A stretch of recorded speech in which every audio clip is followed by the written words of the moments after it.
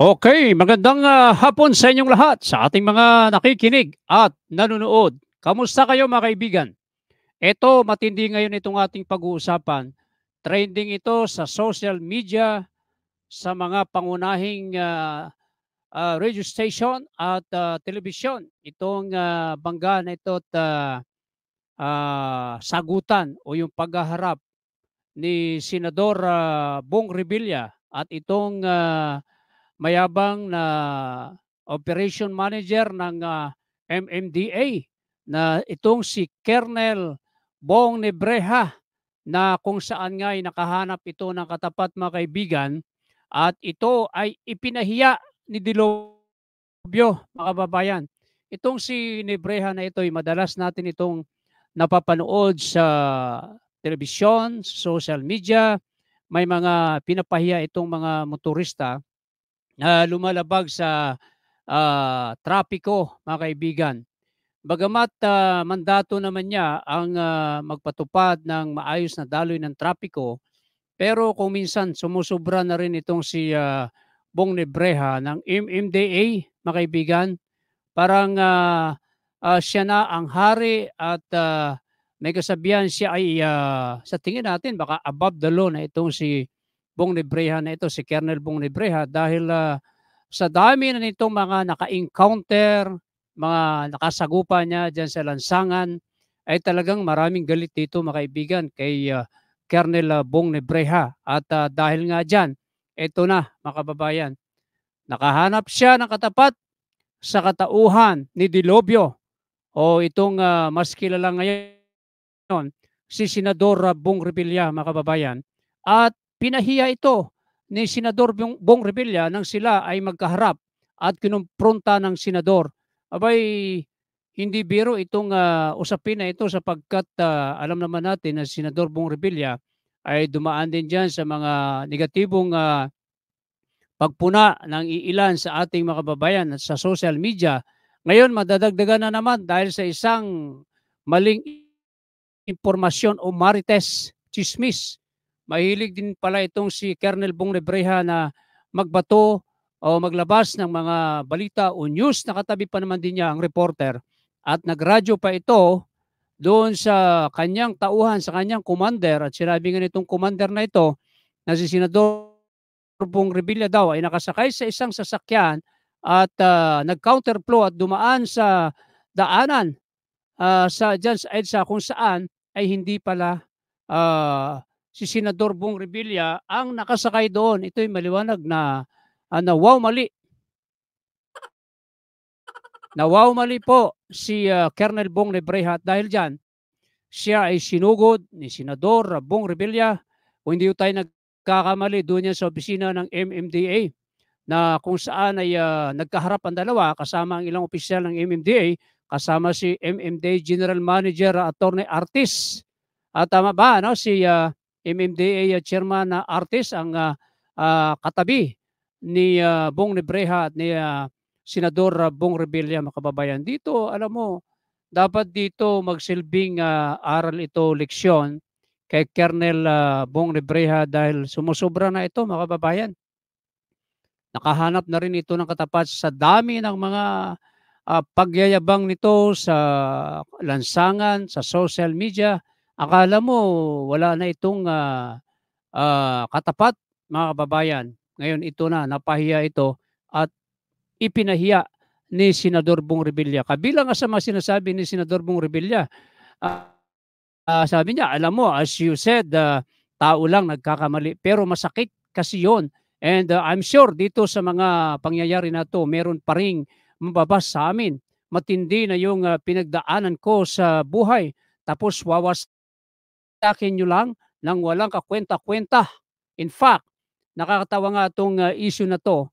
Ang daming problema ng bayan na to na dapat iniintindi namin, tapos titirahin nyo kami ng ganyan. So ito yung mga kataga, na ilan sa mga kataga na binitawan ni Senador Bong Revilla, na katakot-takot naman ang ginawang pagsusori nitong si Colonel Bong Nebreha na ito, na nasuspindi rin, no? Sinuspindi na rin siya ni MMDA General Manager Attorney Artis mga kababayan. At sana nga ano, hindi lamang 1 buwan ang suspension nito ni Nebreha dahil hindi natin puwedeng sabihin na ito'y nakakatawang issue at maliit na issue sapagkat nung binalita ni Nebreha sa social media at sa pagtawag sa radyo, nakatabi pa man din ang isang reporter,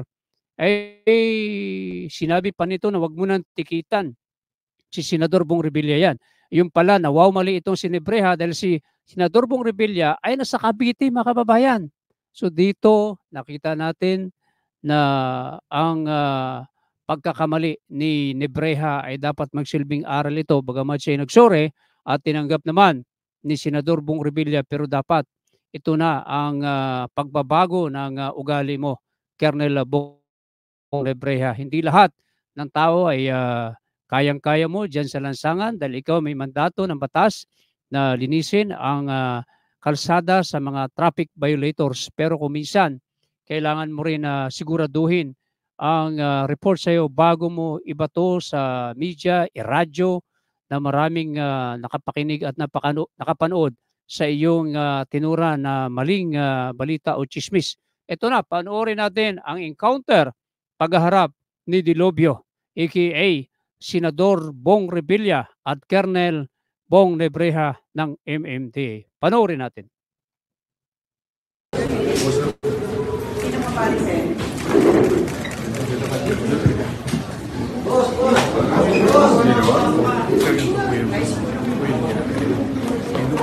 Kung ikaw nasa lugar ko, sir, I understand.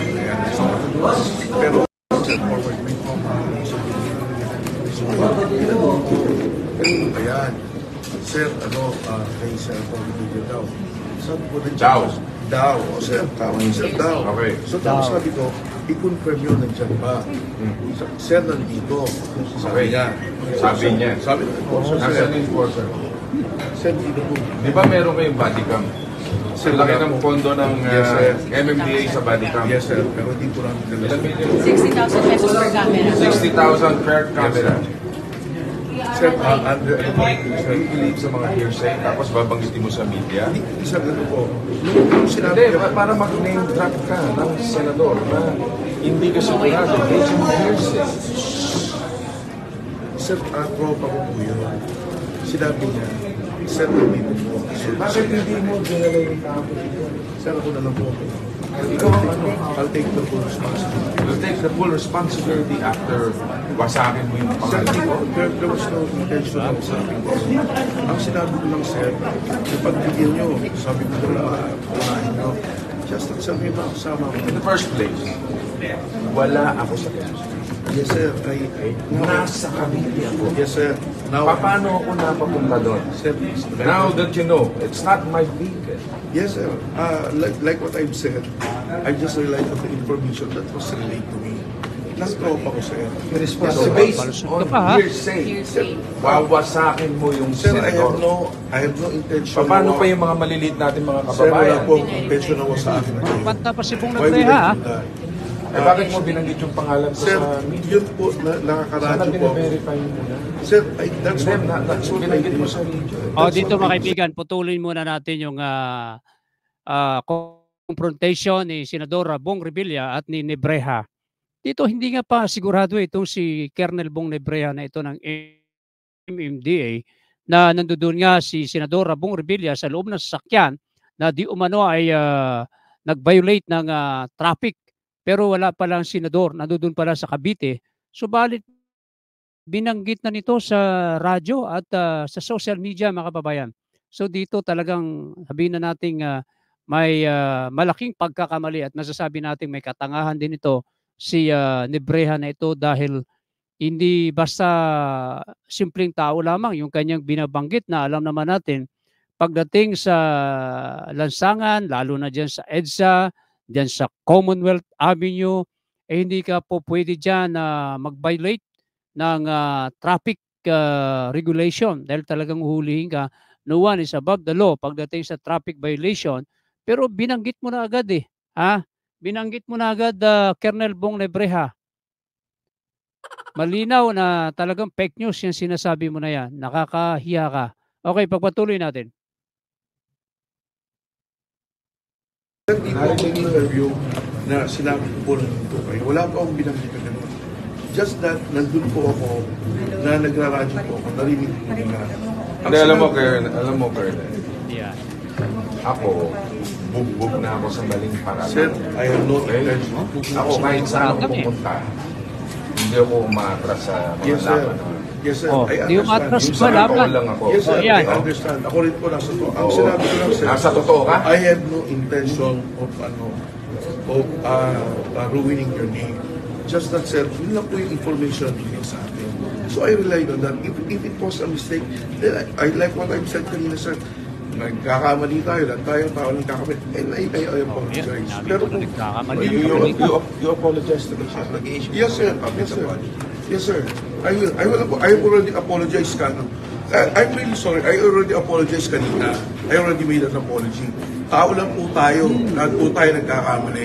Apologize, ngayon, pero- nagkamali po yung enforcer ko. As the commander of the task force, the buck ends with me.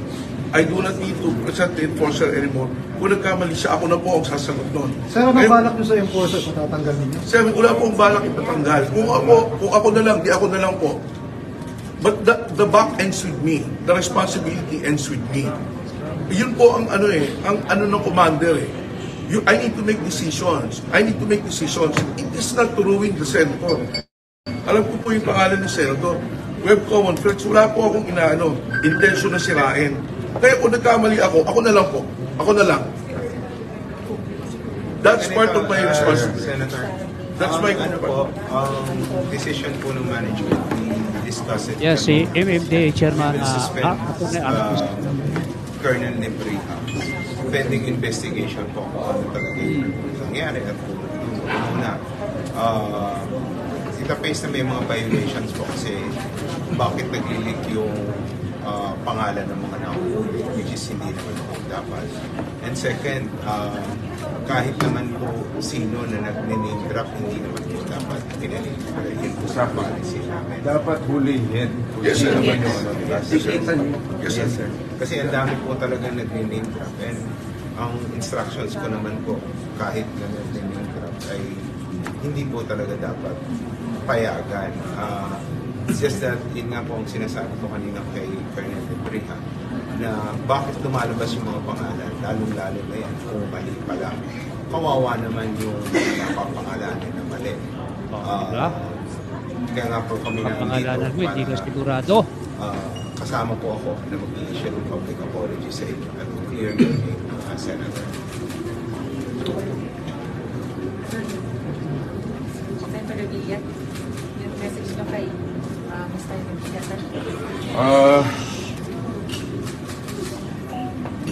Alam mo, as you said, no? Yes, sir. Ulang kayo, Yes, nagkakamali. sir. Yes, sir. And, Kaya that's why I I- apologize. pero masakit kasi yan. Yes, sir. I know the feeling, sir. And ayoko, That's I'm why- sure, dito sa mga pangyayari na to, mayroon pa rin magbabash pa rin sa amin. And that is so unfair.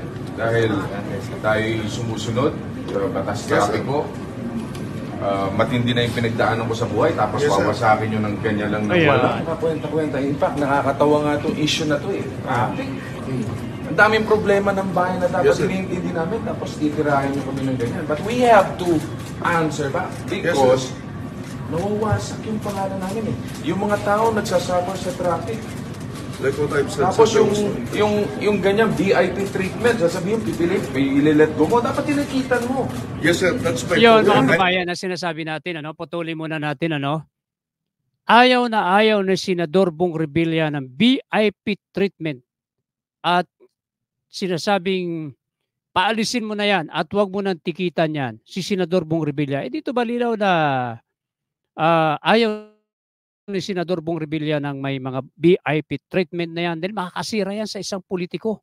Ang mabigat nga, wala nga doon si Senador Bong Revilla sa lugar na sinasabing nag-violate ng traffic violation at nasa Cavite nga siya. Tapos binanggit pa ang pangalan niya, binanggit mo pa Kernel. Talagang makakasira yan sa mga politiko. Lalo na kay Senador Bong Revilla. Kung akong politiko, kung sino man politiko, hindi dadaan dyan sa mga unauthorized lane. ng kalsada sa EDSA man yan or sa Commonwealth Avenue man yan, talagang hindi dapat. Talagang you have to follow the rule, traffic regulation. Hindi po pwedeng mag-violate ka diyan. Eh siyempre yung tao pwedeng ma-bash yan kung hindi magpapaliwanag yan. Dito nakita natin ang talagang pagkakamali mo, Colonel Nebreha, talagang nakahanap ka ng katapat at si Delobio ang naging katapat mo. Ipagpatuloy natin. Like what I've said, Eh sir. tapos nilet go mo, tapos wawasakin mo. Yes, sir. Di ba? Again, sir, that's my judgment po. I'm sorry. Binanggit mo yung pangalan eh. Yun nga po yung sinasabi ko, Senator, kahit sino mag-name drop, kung wala doon sa inisyong guidelines ng DOTR kung sino lang ang pwede gumamit, dapat tikitan. Parang fair is fair. Sabi ko both ways din naman yan, na babash yung VIP, na babash kami. Di ba po? At tapos, ang sinasabi ko kay Colonel Ibrea, bakit tumalabas yung mga pangalan?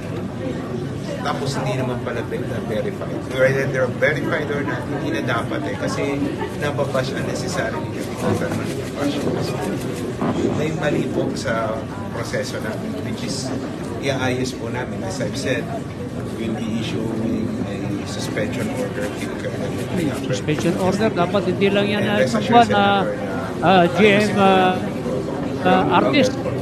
Chairman, ang sa atin lang naman. At chairman sila, sorry. Yung Chairman ng kapalikan. MMD. Actually, Kasi pagka talaga yung kumaway, sinasabi ng gano'n, dapat ipakita nila yung ano. Ako talaga yun. At dahil unfair yun para sa niraroute lang po kasi namin, pinaprove pa po kasi namin, Senator, yung protocol po sa paggamit ng body camera natin. Kasi kailangan po namin ng approval ng Metro Manila Council. Na-approve naman na po yan, niraroute lang po for signature yung protocol. Pero soon, gagamit na po yan, pati po yung handheld ticketing device natin para rin walang pagkakalo. So, ipapast track po namin yung paggamit ng body cameras. Na nakalibrate naman na po siya, na tinetest run ngayon. Hinihintay ko lang po yung ma-publish yung rules sa paggamit po ng body camera. Okay mga kaibigan, yan, dinig naman ninyo ang pag-uusap ni Senador Bong Revilla, ni yung mayabang na si Colonel Bong Nebreha at si Metro Manila Development Authority MMDA Chairman Attorney Artis at kanilang sinuspindi o suspindihin ng 1 buwan si Colonel Nebreha.